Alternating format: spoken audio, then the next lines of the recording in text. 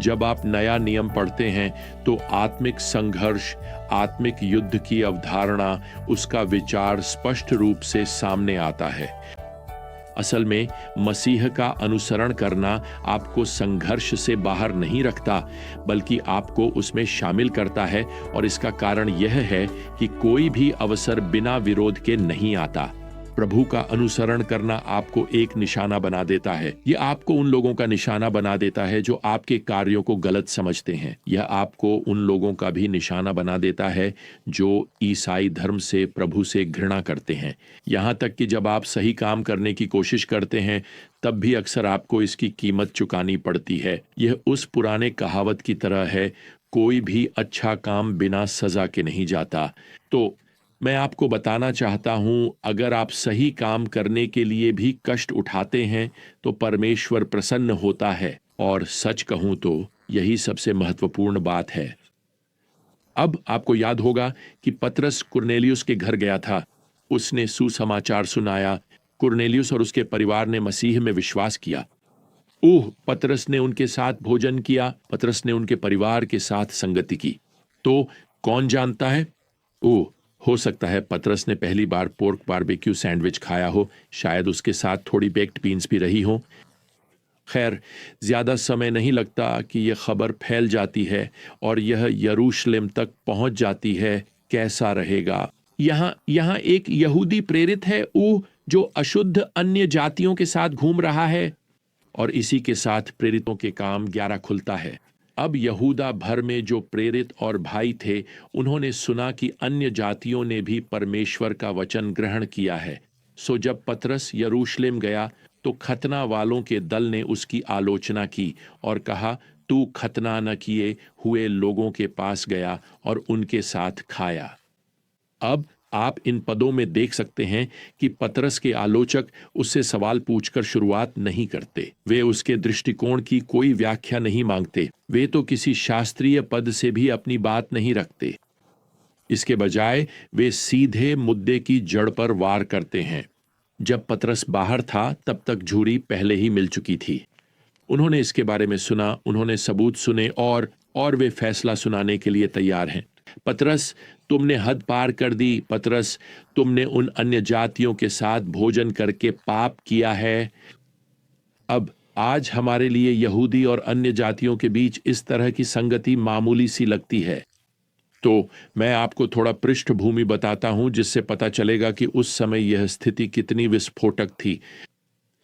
पतरस की कैसरिया यात्रा संभवतः ईस्वी 40 या 41 के आसपास हुई थी, और उस समय यरूशलेम में राजनीतिक स्थिति बेहद तनावपूर्ण थी।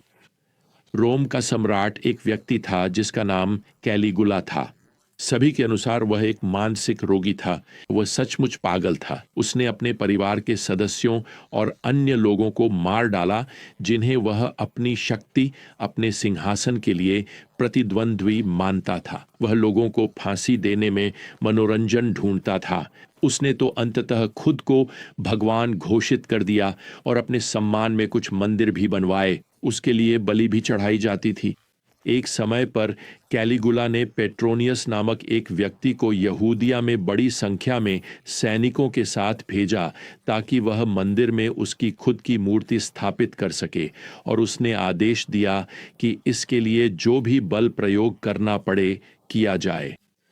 यहूदी इतिहासकार जोसेफस, जो पहली सदी में रहते थे, ने लिखा है कि जब पेट्रोनियस गलील की तट पर पहुंचे तो हजारों यहूदी उनसे मिलने आए और उनसे विनती की कि सम्राट की मूर्ति मंदिर में न रखी जाए।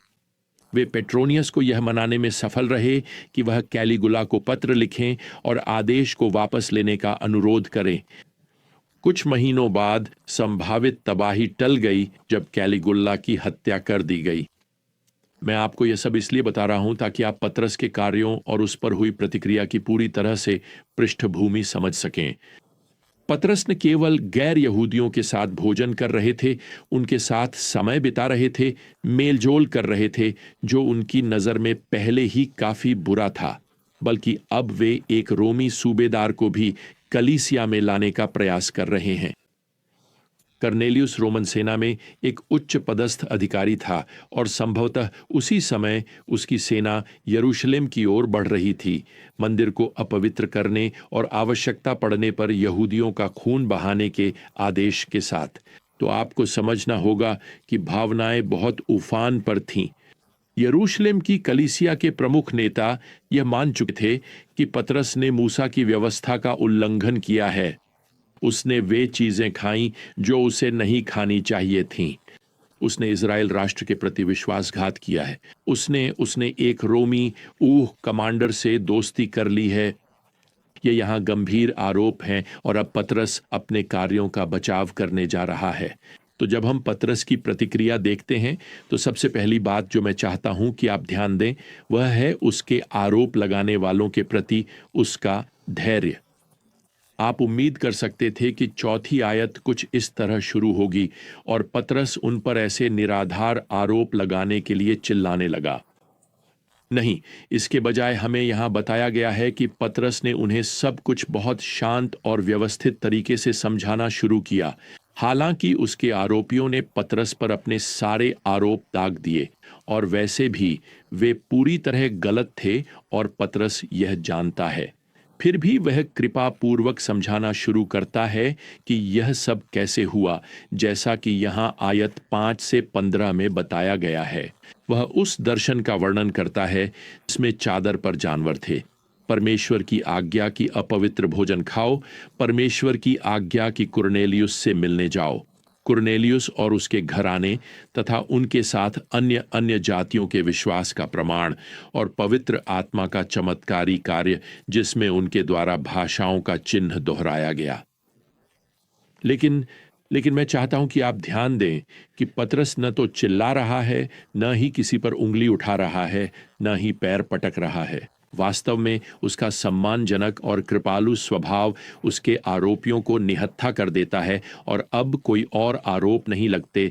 यहां अब कोई नाम लेकर बुलाना भी नहीं है। मैं नीति वचन की उस आयत के बारे में सोचता हूं, कोमल उत्तर क्रोध को शांत कर देता है। खैर, मैं यहां यह भी इंगित करना चाहता हूं कि पतरस कलीसिया के प्रति जवाबदेह है, इसे न भूलें। पतरस यहां यह नहीं कहता मैं तुम्हारे लगाए किसी भी आरोप का जवाब नहीं दूंगा, मैं शमौन पतरस हूं, मैं प्रेरितों का प्रवक्ता हूं। नहीं, पतरस कभी भी खुद को कलीसिया के नेताओं या यहां तक कि कलीसिया की सभा से भी श्रेष्ठ दिखाने की कोशिश नहीं करता। उसने कभी भी खुद को अचूक नहीं बताया। प्रियजनों, वह पहले पोप नहीं है। अगर यूं कहें तो वास्तव में बाद में प्रेरित पौलुस को गलातियों के 2 अध्याय में पतरस की कपटता के लिए उसे सुधारना पड़ेगा। जब पतरस कलीसिया को, उन पुरुषों की सभा को जो उस पर आरोप लगा रहे हैं, को कुरनेलियुस के साथ हुई सारी घटनाएं सुना रहा है, तो वह अध्याय 11 की आयत 14 में एक छोटी सी बात जोड़ता है जो अध्याय 10 में दर्ज नहीं है। उस दर्शन में जो स्वर्गदूत कुरनेलियुस के पास आया था, उसने कहा था कि पतरस उसे और उसके घराने को बताएगा कि कैसे उद्धार पाया जाए। यही ठीक वही है जो पतरस ने किया। आयत 16 में भी एक नई बात शामिल है। पतरस कलीसिया को बताता है कि जब पवित्र आत्मा उन अन्य जातियों पर उतरा तो उसने क्या सोचा।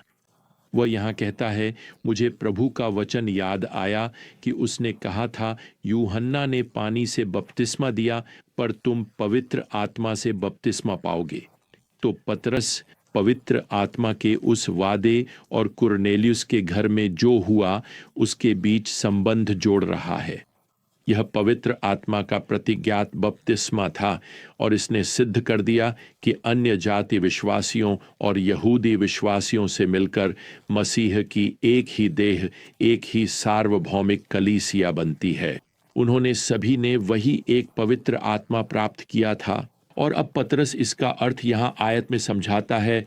17, यदि परमेश्वर ने उन्हें वही वरदान दिया जो उसने हमें प्रभु यीशु मसीह पर विश्वास करने के समय दिया था, तो मैं कौन था कि परमेश्वर के मार्ग में रुकावट डालूं। अब इसके साथ ही पतरस मूल रूप से यरूशलेम की कलीसिया को वही चुनौती दे रहा है। क्या तुम परमेश्वर के मार्ग में रुकावट डालोगे? देखिए, यह यहाँ कलीसिया के लिए एक निर्णायक क्षण है।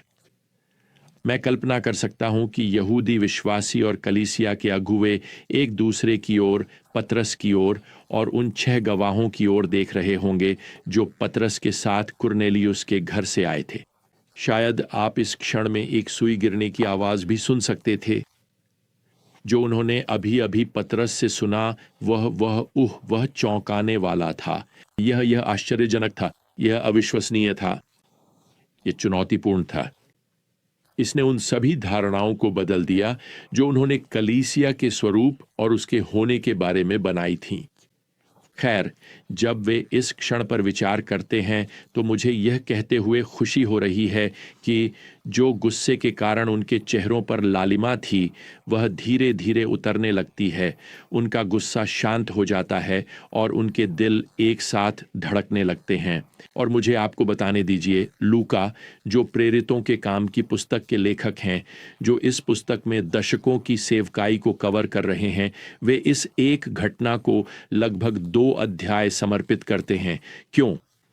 क्योंकि यह पुराने नियम से कलीसिया युग में संक्रमण के लिए अत्यंत महत्वपूर्ण है।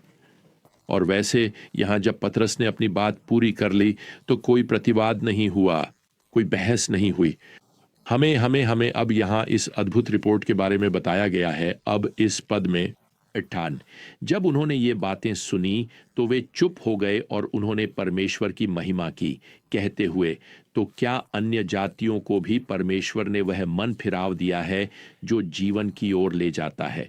दूसरे शब्दों में, आइए हम मसीह में अपने अन्य जाति भाइयों और बहनों के साथ सहभागिता का हाथ बढ़ाएं। जो हो रहा है वह एक नए युग की शुरुआत है और यह कलीसिया युग का एक नया विधान है। अब प्रियजनों, इससे अन्य समस्याएं हल नहीं होने वाली हैं। अन्य जातियों और यहूदियों के बीच अन्य मुद्दे समय समय पर सामने आएंगे और जब वे आएंगे तो हम उनका समाधान करेंगे। लेकिन इस क्षण में उन्होंने एक महत्वपूर्ण पुल पार कर लिया है और कलीसिया ने शैतान के विभाजन के जाल से बचाव कर लिया है। और अब वे यहाँ हैं, एकता में मजबूती से खड़े हैं और उनकी एकता परमेश्वर की बड़ी महिमा लाएगी। तो जब तक हम फिर से यात्रा शुरू नहीं करते, प्रियजनों, प्रभु यीशु मसीह की अनुग्रह, परमेश्वर का प्रेम और पवित्र आत्मा की संगति आप सभी के साथ बनी रहे। आमीन।